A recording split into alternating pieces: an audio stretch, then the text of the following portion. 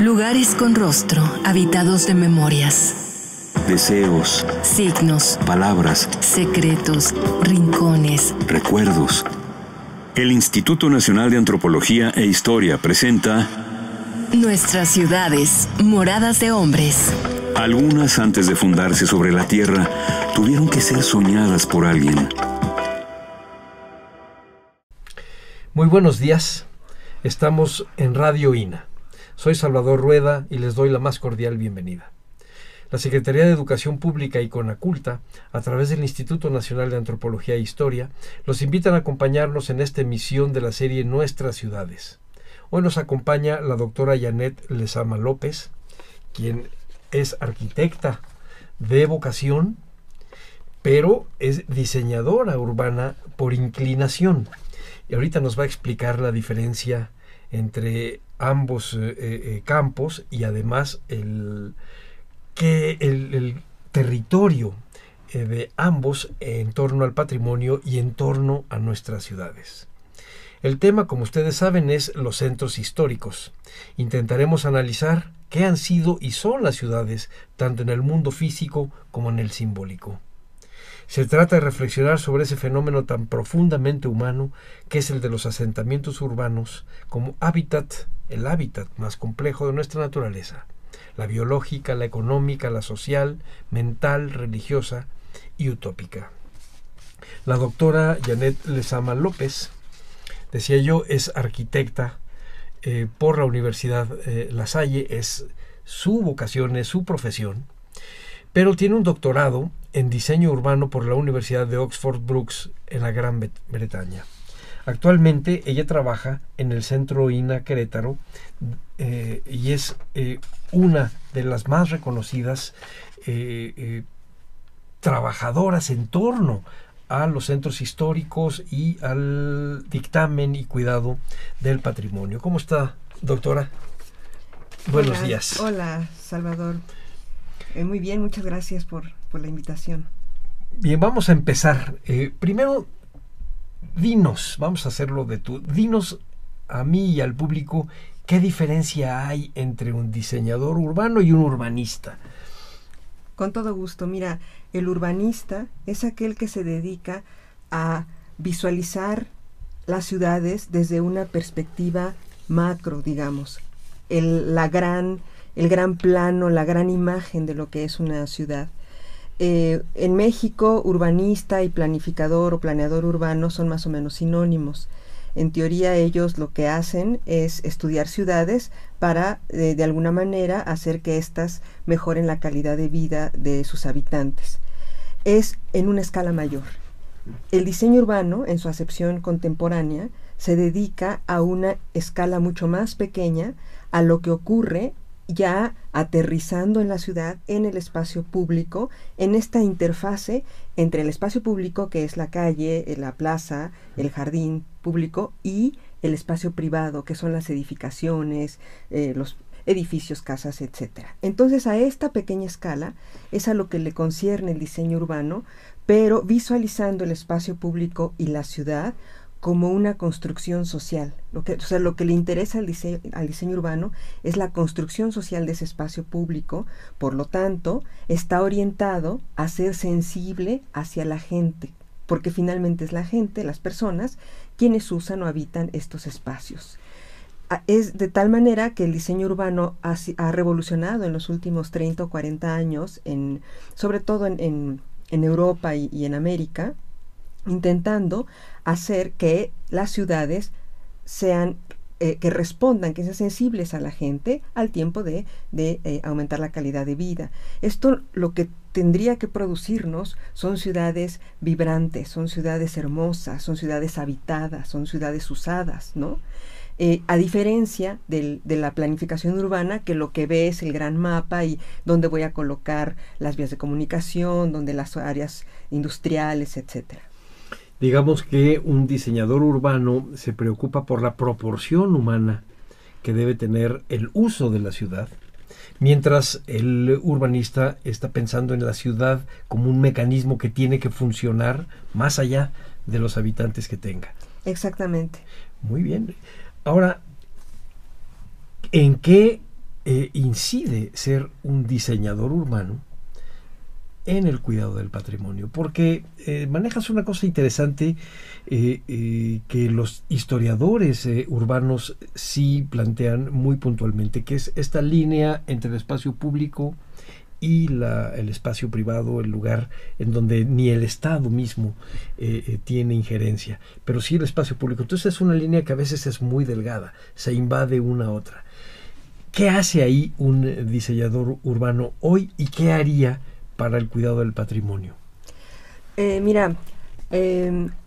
Los que se han ocupado, las disciplinas que se han ocupado tradicionalmente del cuidado y la mejora de nuestros centros históricos o de nuestra arquitectura antigua o histórica, pues han sido los arquitectos, los historiadores, los arqueólogos. Cuando resurge el diseño urbano contemporáneo a partir, y es importante comentarlo, a partir de teóricos que le dan un matiz y un énfasis hacia lo social, que son Jane Jacobs con su libro La vida y muerte de las grandes ciudades americanas, que se publica en 1961 en Estados Unidos de Norteamérica, y Kevin Lynch, que un año antes había publicado La imagen de la ciudad. A partir de ahí, estamos hablando de la segunda mitad del siglo XX, empieza una nueva visión, una nueva concepción. ¿Cómo podemos hacer para que las ciudades, para que los espacios, los entornos urbanos no sean inhumanos, no sean lugares inseguros, para que sean lugares en donde queramos estar, donde sean lugares democráticos, en donde pueda haber la opción de uno poder caminar y poder hacer y construirlo a su manera, ¿no? Entonces empiezan esta disciplina del diseño urbano, en donde es importante remarcar que no solamente son bienvenidos los arquitectos a estudiar diseño urbano, al menos ahí donde yo estudié, sino otras especialidades. Se requieren comunicólogos, psicólogos, politólogos, sociólogos, todos son bienvenidos, porque hoy sabemos que todas las disciplinas podemos aportar algo. Ok, ¿cómo encaja esto entonces con los centros históricos? Pues resulta que los centros históricos han estado estudiados con las disciplinas tradicionales y ha habido una serie de problemáticas en los centros históricos que estas disciplinas tradicionales no han logrado resolver. Por ejemplo, la ciudad histórica o el centro histórico sufre de un cierto abandono de habitantes, más o menos hacia los 1970, derivados de fenómenos que están ocurriendo en la ciudad en su conjunto, de ciertos paradigmas de la planificación urbana, y en Estados Unidos de Norteamérica y en Europa se saca a los habitantes de los centros y se les ubica en los alrededores, en los suburbios, a veces en edificios tipo multifamiliares, como nosotros los visualizaríamos. Y entonces los centros históricos tienen un declinamiento. Un centro histórico abandonado es inseguro por las noches, incluso en el día, y los inmuebles abandonados tienden a su destrucción. Pero las disciplinas tradicionales, como la arquitectura, lo que buscaban era tener edificios históricos rescatados, restaurados, y bueno, surge entonces el paradigma de la ciudad museo.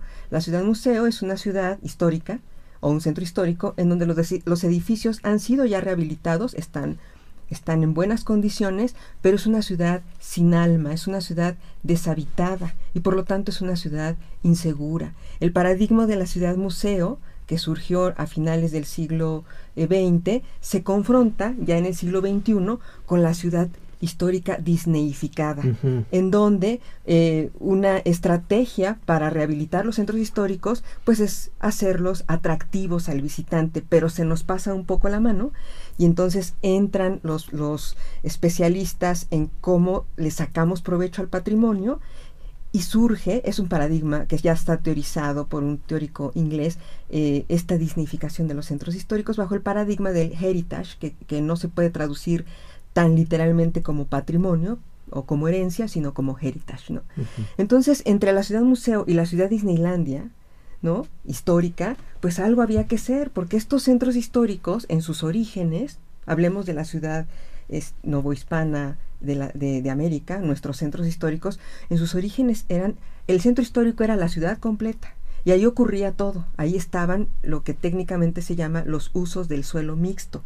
Estaban las viviendas, estaban los comercios, los edificios públicos, las plazas, pero con el devenir y el desarrollo de las ciudades, y ocurriendo estos procesos que te comento en donde se vacían de habitantes, en América, en Latinoamérica esto toma otros matices, pues nos quedamos con unos centros históricos abandonados, inseguros, tugurizados, deja tú ya horribles, con edificios que se están cayendo, ¿no? Y además otros factores que pueden influir.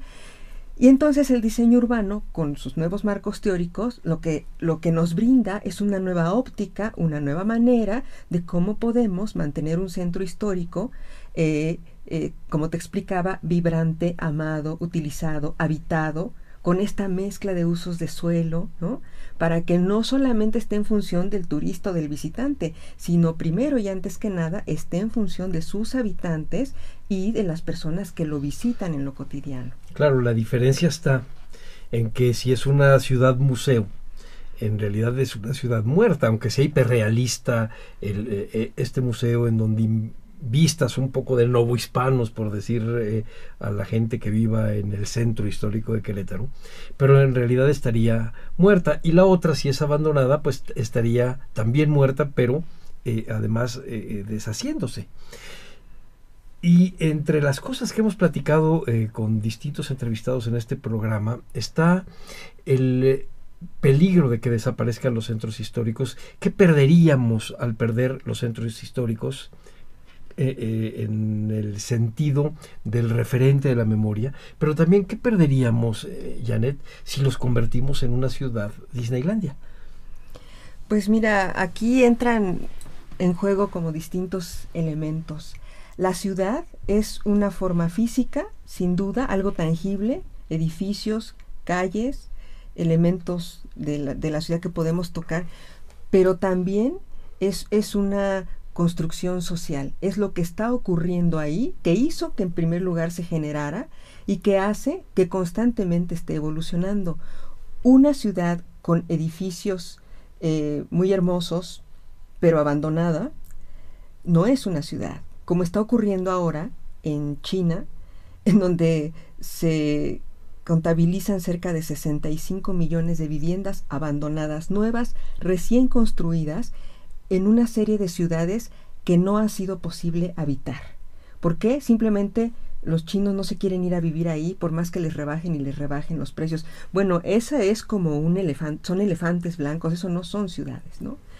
Tienes también en contrapartida, por ejemplo, estos nuevos desarrollos que se hicieron de vivienda en las afueras de las ciudades para tratar de resolver el problema de vivienda de las clases medias y de medias y un poquito más abajo, hechas por recientemente, que son desarrollos unifuncionales de viviendas a 30 kilómetros de la ciudad, pues también están siendo abandonados. Estos desarrollos unifuncionales que pueden ser desarrollos, tampoco son ciudad, ¿no?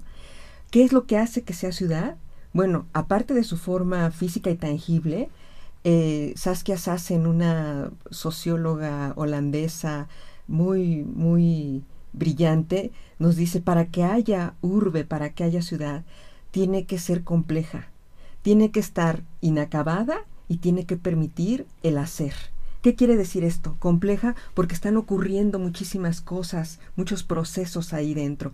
Inacabada porque está totalmente en evolución. Un desarrollo de 2 o 3 mil casas a 30 kilómetros de aquí, pues ya está terminado, ahí ya no pasó nada, ¿no?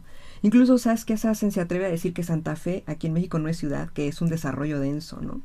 Y que permite el hacer, sí, porque nosotros todo el tiempo estamos construyendo esta ciudad, con nuestro ir y venir, con las actividades que hacemos en el espacio público, con el significado que nosotros le conferimos aún sin querer a estos espacios de la ciudad, ¿no? Perder entonces un centro histórico, ya retomando la pregunta, ¿qué significaría? Si se abandonan y quedan solamente como una serie de edificios, así estén muy bien restaurados, eso no va a ser una ciudad. Eso se asemejaría más o a un set cinematográfico o probablemente un parque temático, ¿no? De estos que existen en el primer mundo. Podemos hacer una réplica de una ciudad histórica en cualquier lado, pero si no está habitada y si no tiene estos procesos sociales y esta complejidad, bueno, no es ciudad. Si nosotros permitimos que los centros históricos se abandonen, y se abandonen no solamente en el uso del espacio público, sino también los edificios, corremos el riesgo de tener eso como un cascarón.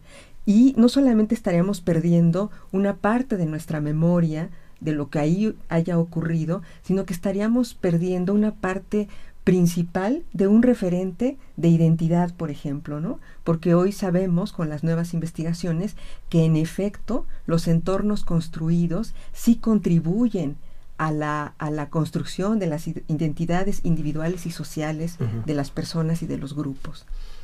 Pero a ver, ahí ya me planteas muchos problemas. Está muy bien, entiendo lo que se perdería si dejamos solamente el cascarón y las piedras muertas, pero también dejarla en cascarón y piedras muertas podría ser una política de protección. No quiere decir que esté yo de acuerdo con eso, pero podría ser una política de protección de un centro histórico. Yo pienso, efectivamente, como tú bien lo dices, las ciudades siguen teniendo historia, tienen una biografía más que una historia, tienen que ir evolucionando, van cambiando, tienen un flujo social que les da una identidad que, digamos, por decirlo de una manera muy grosera, es el espíritu de la época. Y que no hay que caer en la idea de que trabajar en ese entorno signifique hacer una suerte de operación de sitio. Es decir, no es lo mismo trabajar una ciudad viva que trabajar Teotihuacán. Sin embargo, el reto que tú como diseñadora urbana y como gente que se preocupa en el patrimonio construido y en el uso de este patrimonio, sí debe tener ciertas reglas y ciertos paradigmas. Si yo llego y te digo, bueno, yo quisiera hacer un helipuerto, porque la línea de futuro es que tengamos ya toda la comunicación por aire. ¿Cómo defenderías tú el patrimonio, si es que lo defiendes, o a lo mejor hay alguna otra alternativa? Porque lo que me estás planteando es la complejidad del presente y las tendencias hacia el futuro. Ahorita que me dices de las ciudades estas chinas que no son habitadas, me parece una paradoja con aquel cuento de Borges, aquel relato de la ciudad, que es además un museo porque es el plano de la ciudad, pero como es del tamaño de la misma ciudad, ahora el plano está en ruinas y la ciudad también. ¿Qué se hace con eso? ¿Cómo lo puedes tú resolver ya en la vida cotidiana? Mira, quizá lo que me faltó comentar en la respuesta previa es que los centros históricos mexicanos, que huelga decir que prácticamente cada población mexicana tiene su centrito histórico, son el origen y centro de las ciudades. Ahí se fundaron, desde que se fundaron, ¿no? Es muy importante considerar que estos elementos que conforman el centro histórico son patrimonio cultural, y que tenemos una ley, ¿no?, que garantiza, que trata de garantizar que se conserven, ¿no? Se le conoce como patrimonio histórico. Los edificios son monumentos históricos inmuebles y a veces llegan a decretarse zonas de monumentos históricos con un decreto presidencial con un determinado proceso. Tenemos 59 zonas de monumentos históricos y el INE es responsable de ellas. Entonces tenemos un mandato por ley que no podemos soslayar. Sí podríamos, de hecho, conservar los centros históricos como puros cascarones, ¿no? Eso, de acuerdo a nuestra ley, que por cierto ya peina canas, como yo, tendríamos que darle como una buena actualización en estos términos. Podríamos mantener centros históricos con edificios perfectamente conservados. Sin embargo, para eso sirve el diseño urbano, porque lo que hemos encontrado en nuestras investigaciones es que estos lugares tienen una serie de cualidades o principios de diseño urbano que hemos logrado identificar que hacen que sean muy apreciados por la gente, por las comunidades, por los locales y por los que nos visitan. Y la gente quiere a su centro histórico. Quizás han sufrido procesos de despoblamiento, pero hay gente que lucha por quedarse a vivir en su centro histórico. Entonces se vuelve un derecho también a la ciudad. Un caso paradigmático es posterior en la Ciudad de México, posterior a los sismos del 85, en donde se calcula que se destruyeron, que quedaron en ruinas casi 30,000 viviendas, nada más en el centro histórico, en sus distintos perímetros, y la gente se organizó y exigió que quedarse a vivir en el centro, ¿no? Entonces se vuelve también una parte de un derecho, el derecho a la vivienda, el derecho a quedarse ahí. Y entonces, como tienen estas cualidades y estos principios, hace que sean, quién sabe qué hay ahí, pero todos queremos ir al centro. En Querétaro, cuando a mí me visita alguien, no se me ocurre irle a llevar a dar la vuelta los fraccionamientos alrededor, o al Boulevard Bernardo Quintana, sí, que es como el equivalente al periférico, ¿verdad? No, o sea, vamos al centro, porque son lugares absolutamente hermosos, que se siente uno bien de estar ahí. Y dentro de estas cualidades que hemos estudiado, identificado con marcos teóricos, a veces europeos y a veces norteamericanos, hay que decirlo, hemos encontrado que ocurren en nuestros centros históricos cosas que no están ocurriendo en estos desarrollos lejanos, que a veces están abandonados. Hace rato mencionaba yo los 65 millones de viviendas abandonadas en China. Pues aquí en México no cantamos mal las rancheras, ¿no? Ya suman millones las viviendas abandonadas de este tipo de desarrollos. Entonces vamos al centro porque tiene algo, tiene que, más allá de la estética, de que son bonitos, ahí la gente lo usa, lo crea, lo produce, ¿no? Es un lugar, el espacio de los centros históricos, democrático, porque se encuentra gente de todas las clases y de todos los antecedentes imaginables, ¿no? Tiene características que no tienen los desarrollos nuevos, que ya son como más específicos de la arquitectura, que está siempre vigilado, porque el hecho de que las casas den hasta la banqueta, hasta el alineamiento, y haya ventanas, permite que desde adentro de la calle uno pueda ver hacia afuera, y eso ayuda a la seguridad. Esto es lo que Jane Jacobs llamó los ojos en la calle. Eyes on the street significa que me siento segura porque hay ventanas, pero si yo camino en una ciudad donde nada más hay un muro perimetral, que es lo que están provocando los nuevos desarrollos cerrados, ¿no? Porque además son muy peligrosos, ¿no? Tratar de caminar en una banqueta por 2 kilómetros con un muro perimetral es terrible, pero en nuestros centros históricos tenemos todo esto. O lo que está ocurriendo ahora en el centro histórico de la Ciudad de México con estos esquemas que están entrando, en mucho tienen de diseño urbano la peatonalización, claro, el cambio de la movilidad, de pasar de la movilidad y de planear para los carros, que por cierto es el paradigma modernista de la planeación urbana que tanto daño hizo a las ciudades y a los centros históricos, a voy a mover personas. Y si voy a mover personas, voy a hacer que caminen, que se suban a la bici y al transporte público. Y entonces meto el metrobús, lo conecto con estaciones de bici y ya tenía yo el metro, pero además peatonalizo calles, ¿no?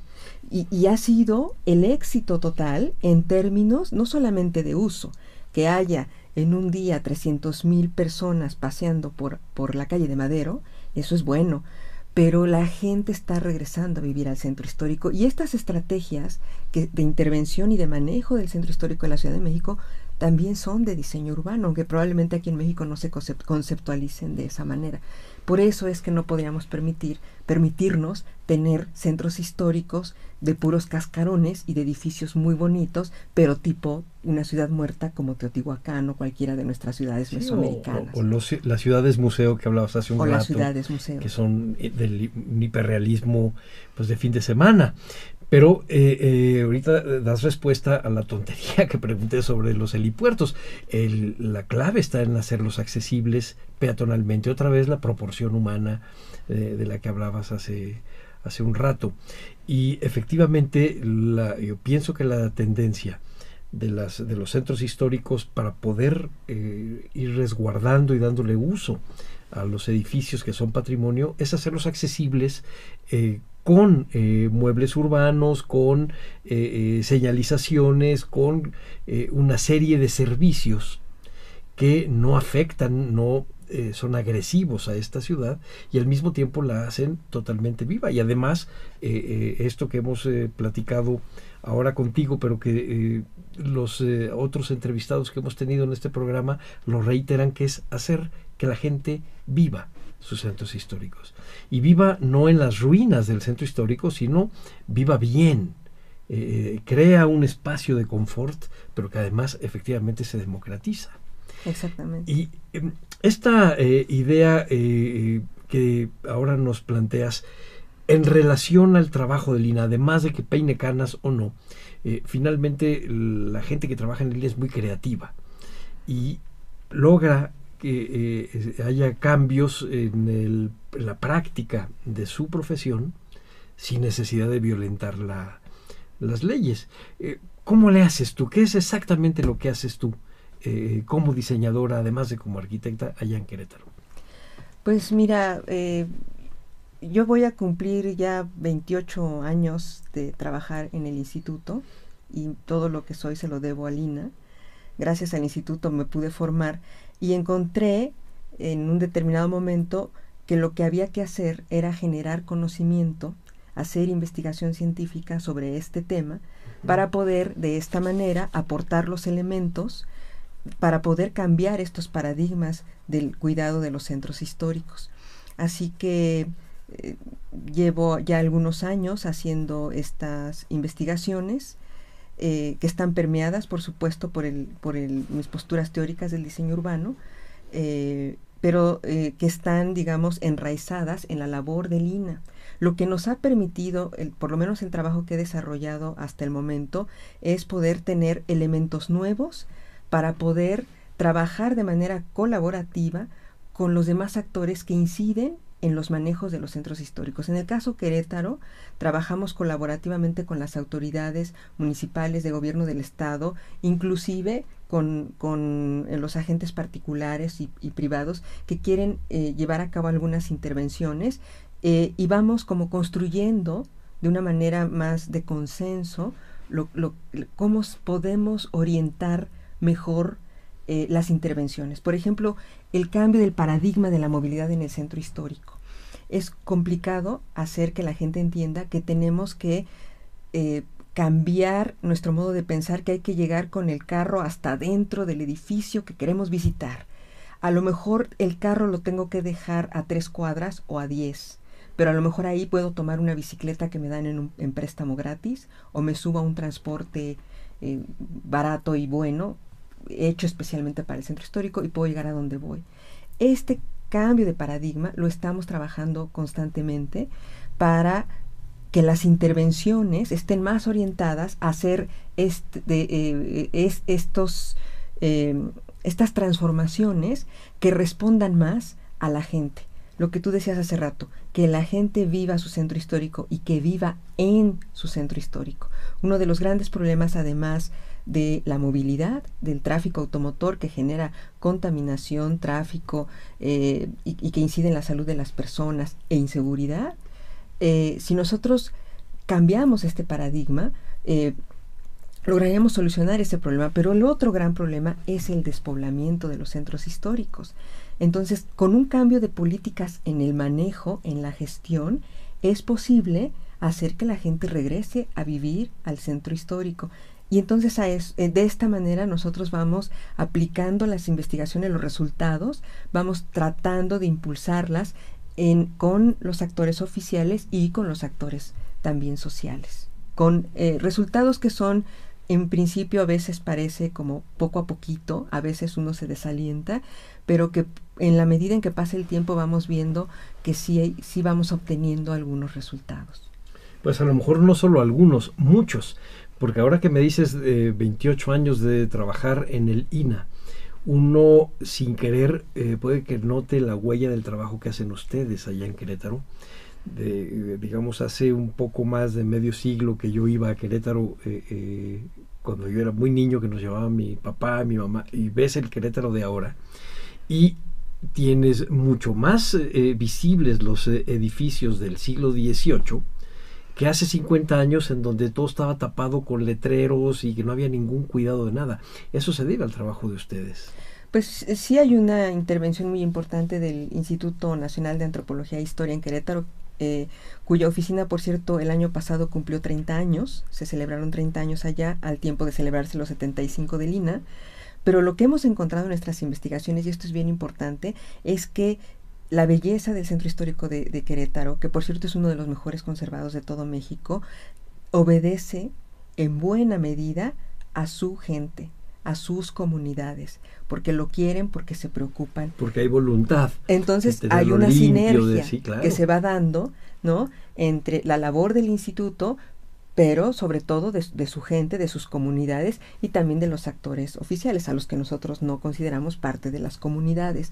Entonces es gracias a estas sinergias que se van creando que el centro va sufriendo estas transformaciones y nosotros lo que estamos tratando es de orientarlas hacia lo que consideramos que es importante, que regrese la vivienda, el cambio en el paradigma de la movilidad, en un manejo y en una gestión en donde lo importante sea el ser humano, el peatón, incluso la bicicleta. Yo soy ciclista y me muevo en bicicleta en Querétaro, y además, bueno, tengo ya un trabajo por mi parte ya muy personal en ese sentido, ¿no? Porque no solamente es el centro, porque el centro es la parte bonita de la ciudad y la parte central, pero es toda la ciudad. Las ciudades mexicanas están enfrentando un riesgo de colapso por la gran cantidad de vehículos automotores que está circulando en ellas, y te comentaba hace rato que el paradigma de la planeación modernista, que ya casi cumple un siglo, fue diseñar ciudades para los carros. Y el ejemplo más importante lo tenemos en la realidad de las ciudades norteamericanas, en donde tienes que ir en carro a todos lados, ¿no? Y desafortunadamente en México, en nuestro país, se copió este paradigma cuando la planeación urbana se institucionaliza por ahí de los 1970s. Y entonces se diseña para mover carros y no para mover personas. Y el centro de la planeación son los vehículos y no los seres humanos, ¿no? Pero afortunadamente las buenas noticias es que esto ya está cambiando y que hoy incluso ya tenemos lineamientos a nivel nacional por parte de la SEDATU, de la Secretaría de Nueva esta que se dedica a la ordenación del territorio, para hacer ahora ciudades compactas. Es otro paradigma que se contrapone a la ciudad dispersa, ¿no?, en donde todo el mundo tiene que tener carro y te tienes que subir al carro hasta para ir a comprar las tortillas. Ahorita me vas a platicar lo que significa esta ciudad compacta y la diferencia con la tendencia de las macrourbes, que es a crecer y a incomunicarse en sí misma. Por lo pronto quiero recordarle a nuestra audiencia que estamos con la doctora Janet Lezama López del Centro INAH Querétaro. Ella es arquitecta y diseñadora urbana y nos está hablando de los nuevos paradigmas para el uso y protección de los centros históricos. Estamos en nuestra serie Somos Nuestra Memoria. Ahora sí, Janet, por favor, platícanos en esta corriente nueva de hacer ciudades compactas, ¿cómo funcionarían? Mira, te comentaba que el paradigma de la planeación modernista, que fue, digamos, un invento europeo, en 1930 el Congreso Internacional de Arquitectura Moderna conceptualizó que las ciudades podrían ser rediseñadas como una respuesta al hacinamiento y la insalubridad que estaba padeciendo la ciudad industrial, ¿no?, hacinada, sucia, antihigiénica. Conceptualizó hacer de la ciudad una suerte como de máquina, en donde tienes varias piezas que las puedes poner juntas y funciona. Las piezas eran, en lugar de tener a todo el mundo viviendo encimados unos con otros, como estaba ocurriendo en la ciudad industrial, tener una zona para vivir, una zona para recrearse, una zona para trabajar afuera de esta ciudad original, que sería, digamos, el centro histórico, y estas zonas o estos elementos conectados con vías de comunicación. Es el tiempo en el que está surgiendo el automóvil. Entonces, poco a poco, este paradigma a lo que llevó es que estas vías de comunicación, que pudieron haber sido tranvías, se convierten en vialidades, en calles y luego en superautopistas. Y entonces, en vez de tener vivienda, recreación y trabajo en la ciudad como era antes, la sacamos de la ciudad y tenemos la zona de vivienda por aquí, la zona de comercio por allá y hasta más allá la zona de trabajo. ¿Y cómo viajo entre uno y otro? Pues a través del carro. Pero casi un siglo después, ¿qué es lo que ocurre? que el automóvil se vuelve un símbolo de estatus y parte importante de nuestra existencia.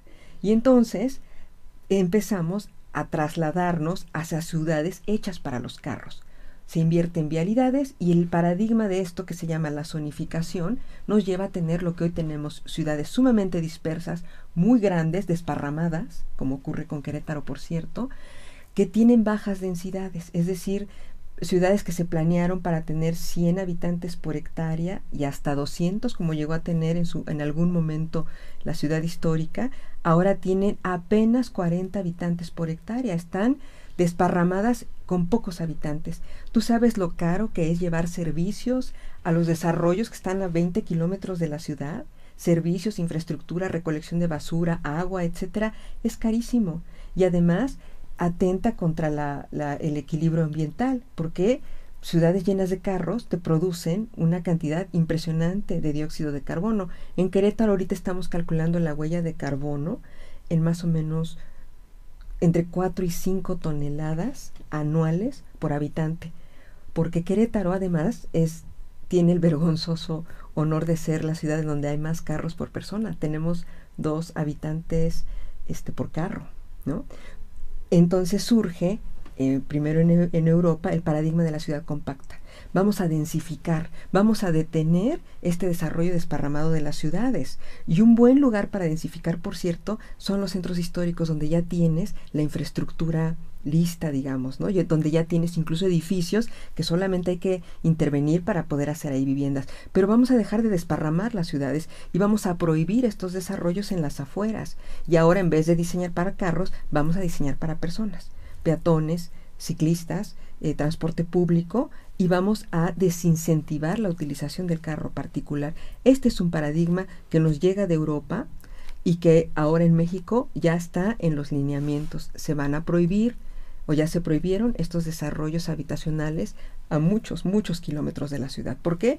Fundamentalmente porque han sido abandonados. Te digo, se calcula ya en varios millones, probablemente hasta 5 millones de viviendas abandonadas de estas, ¿no? En México. En México. 65 millones en China, que ni siquiera se ocuparon. Aquí se ocuparon y se abandonaron, y la gente dejó de pagar los créditos. Entonces viene la idea de la ciudad compacta, es ya no más desparramamiento de estas ciudades y vamos a densificar. Y ya no más planear para vehículos, para carros, automóviles particulares, sino planear para los seres humanos y hacer ciudades humanas y hacer que la gente camine. También tenemos el deshonroso primer lugar de obesidad de adultos y de niños a nivel mundial. Necesitamos hacer ejercicio, necesitamos caminar, andar en bicicleta y bajarnos todos de los carros. Pero regresamos ahorita un poco hacia los centros históricos. Está bien el que se invite a la gente a caminarlos, a ir en bicicleta, a trasladarse al centro histórico, pero hay que hacerles también algo que los haga atractivos.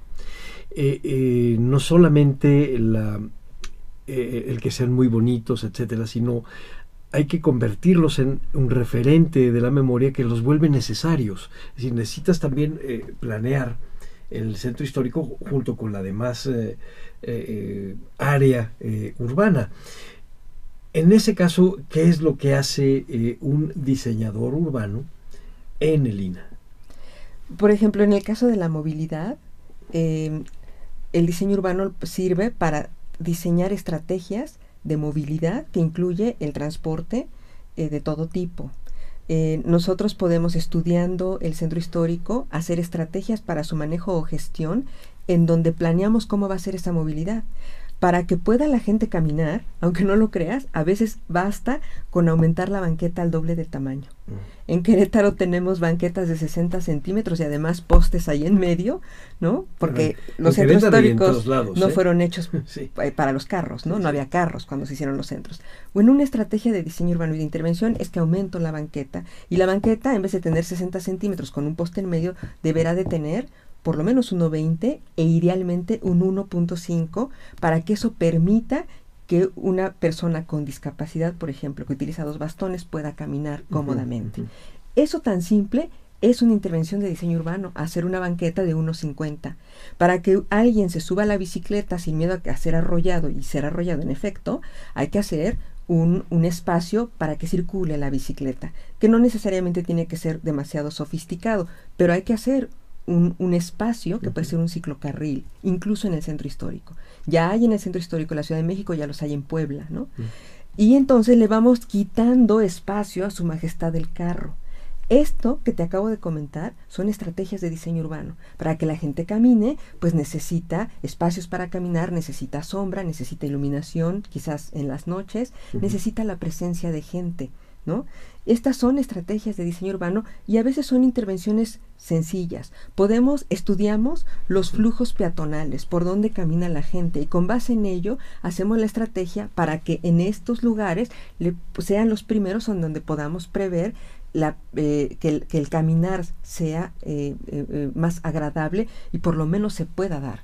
Porque en muchos centros uno tiene que bajarse de la banqueta para poder caminar para caminar en el arroyo, ¿no? Con todo el riesgo que eso implica, para que camine todo tipo de personas, los discapacitados, los niños, las mujeres, ¿no? Me decía mi tutora allá en Inglaterra, es que las ciudades se hicieron pensando en el hombre medio, de edad media, blanco, normal. ¿Y qué pasa con el discapacitado y con los ancianos? Pues no, pues si la banqueta solo tiene 60 centímetros, no hay modo, ¿no? Entonces pueden ser cosas muy sencillas, que son intervenciones, y es en donde el diseño urbano puede hacer la diferencia. Y esto hablando nada más en términos de la movilidad, ¿no? Porque tenemos muchos otros elementos que también hay que considerar. Sí, pero estás planteando una idea, un paisaje que si no nos lo cuentas a lo mejor ni siquiera nos lo hubiéramos podido imaginar. Es decir, que dentro de los centros históricos y con las reglas del juego para la protección del patrimonio, se puede estar diseñando una ciudad de futuro, puedas estar diseñando la manera de cómo transitarla, pensando primero en la gente y no pensando en el coche ni en los intereses que alrededor de un centro histórico pueda haber, que son además los enemigos de ese centro histórico muchas veces. Sí, bueno, a mí me llama mucho la atención que es una suerte de operación de sitio, tal como se podría hacer con una ciudad prehispánica. Es decir, que lo que estás diciendo es, esta ciudad, para que pueda seguir viviendo, tiene que ser accesible. Y tiene que ser accesible a la mayor parte de la gente. Y para eso necesita haber una voluntad e imaginación que lo pueda ir planteando. De otro modo, quizás hubiera sido más fácil simplemente abrir áreas peatonales donde no existían, y entonces también estás falseando un poco la ciudad. Me imagino que ustedes hacen un estudio muy puntual sobre los usos de los espacios públicos para saber por dónde van a plantear una banqueta más ancha, por dónde van a plantear una ciclopista o un carril confinado, etcétera, o por dónde va a pasar un autobús. Sin duda, y eso en términos de la movilidad, pero vayámonos al meollo del asunto, que es un centro histórico habitado. ¿Cómo hacemos, no, para que regrese la habitación al centro? Es el gran reto de hacer vivienda en los inmuebles históricos, y la gran noticia es que sí se puede. Un primer elemento, por ejemplo, que probablemente nuestros radioescuchas no conozcan, es que un centro histórico está sujeto a los lineamientos de la planeación urbana. Sí. Es decir, hay un plan de desarrollo o un programa de desarrollo urbano en donde ese centro está inmerso. Y en Querétaro, por ejemplo, antes de nuestras investigaciones y estudios, es un plano, ¿no? Y se le pone un color y se dice, el uso del suelo aquí va a ser este. Bueno, con el paradigma de la zonificación, el centro histórico de Querétaro era mixto, comercial y habitacional, todo parejo. ¿Y eso en qué derivó? En una proliferación de usos comerciales y de servicios. Como en otras partes del mundo. Y como en otras partes de México. Sí. Pero con un plan parcial de esta naturaleza, no había prácticamente manera de negar todas las aperturas de los comercios. Y los comercios pueden ser, pero ¿qué pasa cuando son antros? Que es de lo que se queja muchísimo la gente en el centro histórico, ¿no? De bares. Bueno, logramos cambiar este plan parcial con estos nuevos paradigmas de sí mixto, uso de suelo mixto, pero a pequeña escala. E hicimos que en este centro histórico definimos los usos del suelo predio por predio, en donde sí puedes tener un comercio, siempre y cuando mantengas la vivienda. Es un uso de suelo mixto a pequeña escala, como pudo haber existido antes, ¿no? Antes de los planes de desarrollo urbano. Lo cual regresarías además a la ciudad los ritmos de vida que tenían antes, o sea, empezar a las 6 de la mañana y terminar quizá a las 9, 10 de la noche, y no a las 3 de la mañana con contaminación sonora, con contaminación del aire. Se trata de que sí puede haber comercios y servicios, no negamos que los haya, pero no que no sustituyan a la habitación, a la vivienda. Ese es el gran reto. Y al menos en el caso del Plan Parcial de Desarrollo Urbano del Centro Histórico de Querétaro, sí, con la asesoría que otorgó el INAH a través de tu servidora, sí logramos que se quedaran plasmados por primera vez en un plan parcial usos de suelo mixto a pequeña escala, que técnicamente en diseño urbano se les conoce como usos de suelo mixto de grano fino. De esta manera, lo que estamos intentando es que no se pierdan viviendas o que no se pierda la función habitacional del centro, que es alarmante, ha sido alarmante en el caso de Querétaro, pero eso ya nos permite entonces sí, que si va a haber inversión en el centro, también los desarrolladores y los inversionistas piensen en vivienda, ¿no? En departamentos, etcétera. Siempre es un reto. Y piensen menos en estacionamiento, porque cuando alguien tiene dinero y piensa invertir en el centro, luego lo que quiere es hacer un estacionamiento. Claro. Y si yo hago un estacionamiento en un edificio antiguo, a ver, nada más piensa cómo voy a circular con un carro adentro de un edificio antiguo. Pues es destruir el inmueble, ¿no? Por supuesto. Y antes de nuestro plan, teníamos una cantidad impresionante de solicitudes para hacer estacionamientos. Por supuesto que no se pueden autorizar si significan la destrucción de este edificio antiguo, ¿no? Entonces también para eso sirve el diseño urbano. Vemos los usos del suelo, ¿no? Vemos las estrategias de movilidad, vemos, por ejemplo, algo tan simple, horarios de carga y descarga de los camiones que llegan a surtir los restaurantes, ¿no? Otras estrategias podrían ser, por ejemplo,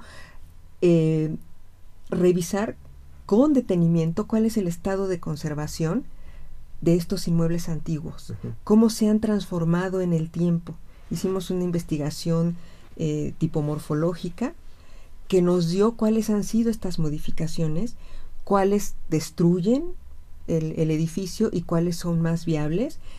Y después, bueno, todo esto ha sido publicado, ¿no? Porque, bueno, conocimiento que no se difunde no sirve de mucho, pero con base en ello hicimos talleres con las comunidades y les explicamos, con la gente que vive en estas viviendas, y les explicamos cuáles son las intervenciones que son más favorables hacia la conservación de su patrimonio, de su casa. Pero ¿cuáles son los criterios que usan ustedes para hacer eso? Nosotros lo que buscamos es la integridad del partido arquitectónico. ¿Qué es un partido arquitectónico? Es la disposición que tuvo en sus orígenes vamos a hablar de una vivienda, esta vivienda, ¿no? En el caso queretano, como en el Bajío y en muchos lados de México, es una casa que tiene un patio adentro que puede ser central o lateral, las construcciones, los cuartos están alrededor y la entrada se da por un zaguán. Zaguán no es la puerta, zaguán es el espacio semiprivado que da la transición entre la calle y el espacio privado, ¿no? Bueno, estas casas fueron evolucionando al devenir de los años y a veces se llegó a hacer un segundo patio atrás, etcétera, ¿no? Esto es el partido arquitectónico, la disposición. Hay gente que piensa que a Lina solo le interesa mantener la fachada, nada más falso. Nos interesa mantener la integridad de los partidos arquitectónicos, que en una casa es más difícil de imaginar. En una iglesia uno nos imaginaría que nomás nos interesa mantener la fachada, ¿no? Por supuesto que piensas en la nave y la cúpula y todo, ¿no? Bueno, pero en las casas es más difícil porque está menos difundido este conocimiento. Y si vamos a mantener la integridad de ese partido arquitectónico, siempre con la creatividad suficiente para adaptar esa casa a las necesidades contemporáneas de vida, bueno, pues estamos haciendo intervenciones a favor del patrimonio y a favor de el espacio completo del centro histórico. Fíjate que me ha dado mucho gusto platicar contigo y escucharte, porque lo voy a decir de una manera muy llana, muy silvestre, pero me abres un panorama sobre que el futuro de las antiguas ciudades mexicanas no está en irse destruyendo y convertirse en un palimpsesto, es decir, en donde lo del presente va aplastando y va encimándose a lo del pasado, sino que las ciudades nuevas son en realidad las ciudades viejas, solamente que en proporción humana y con el uso regulado que se le puede dar, respetando la ciudad y respetando a la persona. Realmente me llama mucho la atención el que esto se tenga ya como una línea de trabajo en el INAH. Efectivamente, no solamente se trata de proteger fachadas ni proteger las piedras porque ahí estaban, sino protegerlas por algo, porque ahí vive y usa la gente. ¿Cómo sería para ti el futuro ideal de una ciudad como Querétaro? ¿Cómo nos podríamos imaginar, Janet, a Querétaro dentro de unos 50 años si te escuchamos? Bueno, escuchándome con toda la emoción que me ocasiona mi trabajo, yo pensaría que hay buenas noticias, ¿no? Creo que estamos trabajando en términos de enfocarnos a visualizar el centro con sus problemas y sus posibles soluciones de una manera compleja, multidisciplinaria y trabajando con las comunidades y con los actores sociales. Desde ahí, no solamente el caso del Centro Histórico de Querétaro, sino en México, habría buenas noticias. Estamos hablando de nuevos paradigmas, ya la movilidad ya está cambiando en términos reales, como el Centro Histórico de la Ciudad de México. Los lineamientos para orientarnos hacia ciudades compactas que le van a hacer mucho bien a los centros históricos también ya están cambiando.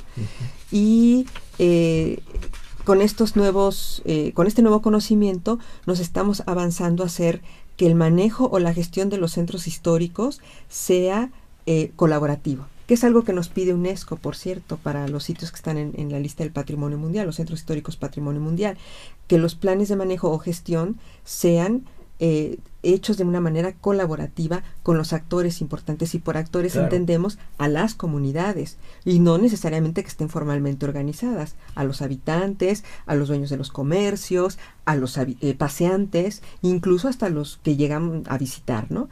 Entonces, creo que el futuro, yo lo quiero imaginar así, el futuro es promisorio. Estamos hablando que vamos a lograr hacer centros vivos, centros históricos vivos, habitados, hermosos, amables, dignos de ser amados, y muy, muy utilizados, y de los cuales nos vamos a sentir más y más orgullosos. Esto no quiere decir que todo sea miel sobre hojuelas en el camino, todavía falta mucho por avanzar, pero bueno, la buena noticia es que se están creando estas sinergias, no solamente de una manera local, aquí en México, sino también a nivel global. Cambian los paradigmas de la planeación. Ahora la movilidad se concibe solamente sostenible con el transporte activo, es decir, caminando y en bicicleta, con transporte público, cada vez menos transporte privado. Hay centros históricos en Europa en los que ya no se permite que pasen los carros, por ejemplo, más que el de los residentes, ¿no? Entonces, creo que el futuro es promisorio, y creo que tenemos, pues, como buenas noticias. Lo cual significan también buenas noticias para la memoria. Me acuerdo de esta metáfora de Italo Calvino de las ciudades y los ojos, y las ciudades y la memoria, que son las únicas que realmente parecería que tendrían futuro, que podrían ser efectivamente un legado, un heritage, como lo mencionabas tú al principio. Ahora, eso tiene una gran cantidad de obstáculos, entre otros el de la educación. Ya vimos ahorita el de la buena voluntad para hacer este cambio, pero el otro es el de la educación. Mantener una ciudad limpia ha sido muy difícil. Querétaro, con todo y que me digas que bueno, es el primer lugar en coche, etcétera, pero es una ciudad muy limpia y se nota. Es una ciudad en donde la gente sí sabe que ensuciarla es acabar, es el principio de la destrucción. Pero tú piensas que habría que hacer un trabajo constante en escuelas, no nada más llegar a las comunidades y decirles, miren, esto es así. Por supuesto, la palabra paradigma no se las podemos mencionar, pero no la van a entender. Tenemos que ser mucho más directos, más simples y más pragmáticos. Pero ¿y con las escuelas? Mira, sin duda el trabajo de divulgación es crucial. Yo tengo la fortuna de trabajar con otros compañeros investigadores y nos hemos dado a la tarea desde hace 5 años de tener un proyecto de divulgación del trabajo que hace el instituto. Trabajo con una arqueóloga, un antropólogo físico, y vamos a las escuelas, a las secundarias, damos charlas de la labor que se hace en el instituto, de los resultados de las investigaciones y a veces específicamente de casos muy puntuales. Pero con este asunto del centro histórico, por ejemplo, diseñamos en el 2008 con mis estudiantes una maqueta gigante del centro en donde las casitas eran rompecabezas tridimensionales y luego armaban la maqueta y a través de juegos les enseñamos en un fin de semana a 1,500 estudiantes de primaria y secundaria cómo mantener un centro histórico limpio, cuidado y ordenado. Y todo esto que platicamos lo transformamos de una manera didáctica con este ejercicio interactivo. A partir de ahí, que estuvimos en la exposición de Ciencia y Tecnología Estatal con 1,400 niños y jóvenes, pasamos el ejercicio al área de servicios educativos del Museo Regional, y ahí ha sido puesta en práctica con los niños y increíblemente con las personas de la tercera edad les encanta jugar con la maqueta y constantemente hay grupos de escuelas que están llegando. Estamos tratando de hacer la parte que nos corresponde por transmitir este conocimiento a las nuevas generaciones. Hemos hecho videos para niños, hasta ahorita hemos hecho uno de antropología física que vamos a repartir en las escuelas primarias con un material de apoyo para, bueno, incluso cuando no hay las cuestiones para ver el video, bueno, que vamos a hacer un cómic, ¿no? Y llevamos las charlas, llevamos a los especialistas. Sí estamos haciendo un esfuerzo muy importante por tratar de llevar esto a los niños y los jóvenes. Claro que son apenas mini esfuerzos, por así decirlo, ¿no?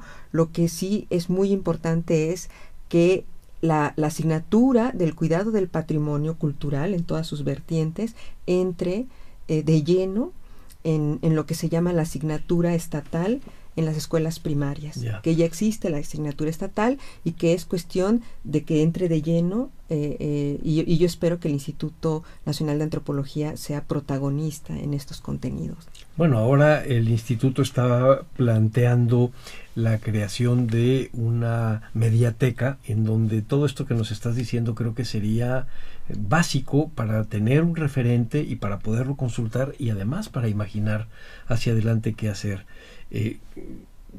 Antes de que terminemos, me gustaría que nos recomendaras alguna bibliografía a la gente que se interese para sus propios centros históricos, hasta de los pequeños poblados.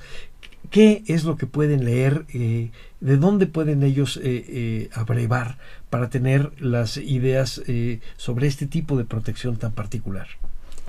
Pues no quisiera yo hacerme publicidad, pero acaba de salir un libro que hicimos con relación a esto. El estudio de casos en el Centro Histórico de la Ciudad de México, y la segunda parte del libro contiene, digamos, como se llama lineamientos metodológicos para el manejo de los centros históricos, pero digamos son como el ABC de qué pasos seguir si tú eres autoridad y tienes a tu cargo algún centro histórico, cómo le puedes hacer para lograr establecer mecanismos de gestión orientados a esto. El libro ha sido editado, salió apenas el año pasado y ha sido editado por el Instituto de Capacitación de Administración Pública, una cosa así. Aquí lo traigo incluso porque no me dio tiempo de sacar la referencia bibliográfica, pero bueno, ese, digamos, es uno de los documentos primeros que surgen con relación al trabajo que el propio instituto está haciendo. Lineamientos. El libro se llama La conservación del Centro Histórico de la Ciudad de México, un caso de éxito, y la segunda parte del libro son los lineamientos metodológicos para el manejo. También existen un par de publicaciones, la hizo Cedesol, que también tiene que ver con planes de manejo para centros históricos, y incluso está accesible en internet.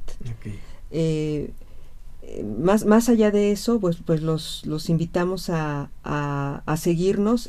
Yo tengo un blog en internet, nomás escriben mi nombre, Janet Lezama López, y ahí están algunas de mis publicaciones. Y también les traía, para los que estuvieran como interesados en el desarrollo de las ciudades, ya desde una perspectiva, digamos, más, nosotros les llamamos morfológica, es decir, desde el punto de vista de su forma. Hay un libro que es muy importante que se llama La ciudad, el diseño de la ciudad, de Leonardo Benévolo, que es, digamos, un clásico. Sí. Ese es muy, muy importante, y lo estoy aquí buscando, pero sí. Hay otro libro que también es importante, el de Louis Mumford, que se llama La ciudad en la historia, sus orígenes, transformaciones y perspectivas. Y yo, por supuesto, como diseñadora urbana, no dejo de recomendar que lean a Jane Jacobs con Su muerte y vida de las grandes ciudades americanas, que ya está traducido al español desde hace ya un buen rato, y el libro de Kevin Lynch, La imagen de la ciudad, que también es un clásico para los diseñadores urbanos. Y son pequeñitos, además, de esos libros. Pues muchas gracias, Janet. Realmente muy interesante platicar contigo, muy refrescante, para pensar que el INAH no nada más es un área de regulación casi dictatorial, sino que tiene esta parte abierta, propositiva, que mira hacia el futuro para cuidar la memoria. Así, desde la conducción, Salvador Rueda, a nombre de Radio INAH, doy por terminada esta emisión, que fue posible gracias a la participación generosa de nuestra invitada, la doctora Janet Lezama. Ella, arquitecta perito del Centro INAH Querétaro, con quien tuvimos la oportunidad de charlar nuestras ciudades moradas de hombres y de muchas otras cosas más. Gracias a nuestros escuchas, a quienes les sugerimos consultar más de nuestra producción a través de www.radio.ina.gov.mx. En la realización, la Dirección de Medios de Comunicación a través de la Subdirección de Radio INAH, con Gabriela Marentes al frente. En la producción, Evanibaldo Morales. En los controles técnicos, Javier Cortés. Hasta la próxima. El Instituto Nacional de Antropología e Historia presentó Nuestras ciudades, moradas de hombres.